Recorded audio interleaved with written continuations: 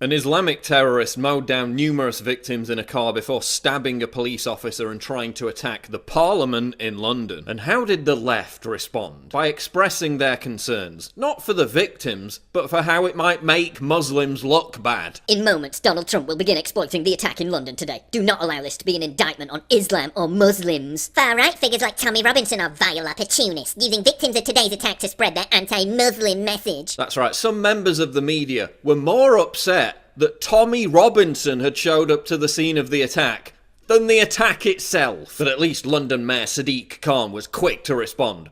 Oh no, that's right, it took him more than 5 hours to appear on camera. Trump's ignorant view of Islam could make both our countries less safe. It risks alienating mainstream Muslims. London has proved him wrong. Yeah, that tweet hasn't aged well, has it? But at least none of them was stupid enough to blame Donald Trump, right? Trump probably has a hand in this. Yeah, okay, but it's important to remember that hashtag not all Muslims are terrorists and that Muslims don't support this. Here's a screenshot from France 24 Arabic's live video feed. Note the smiley faces and the thumbs up. They're saying, quote, God curse the infidels, and quote, that's how the lone wolves of Allah operate. Here's a screenshot from Al Jazeera Live. I'm watching Al Jazeera Live, you wouldn't believe the number of likes. Well done and Allah Akbar. Here's a moderate Muslim perspective. I'm seeing rumblings that what's going on in London is an attack from radical Islam. If so, there was likely good reason for it. But hashtag not all Muslims, right? These cowardly bastards can maim, murder and terrorise all they like, but they'll never win. If by winning you mean changing society, then they are winning, with the full complicity of the left. Canada is currently debating a motion that will effectively criminalise Islamophobia. In other words, criticism of Islam.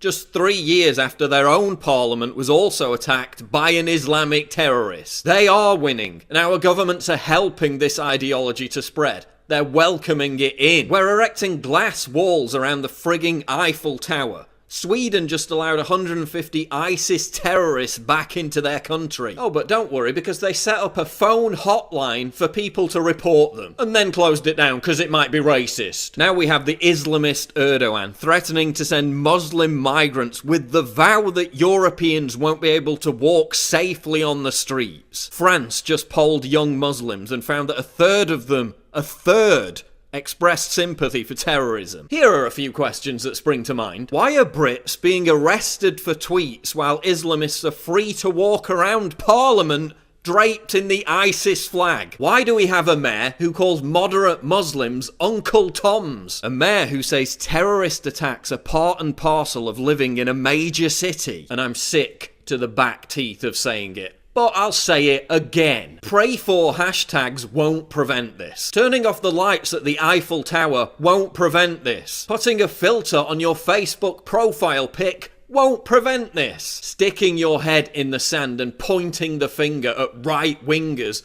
will not prevent this. And whether this terrorist turns out to be homegrown or a migrant or whatever, the belief system is the same, acknowledging that Islam is not a religion of peace and is in serious need of imminent reform, will prevent this. So don't intimidate and attack the Muslim reformists who are trying to make that happen. Not rolling out a red carpet into our country to be exploited by terrorists as they've done over and over again will prevent this. How many more mangled bodies on our streets will it take before that happens?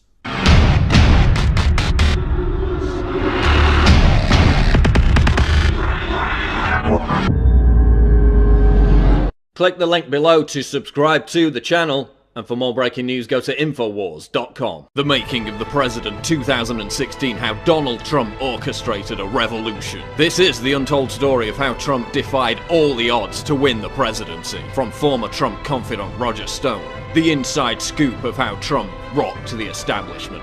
Get your signed copy of The Making of the President right now at InfoWarsStore.com.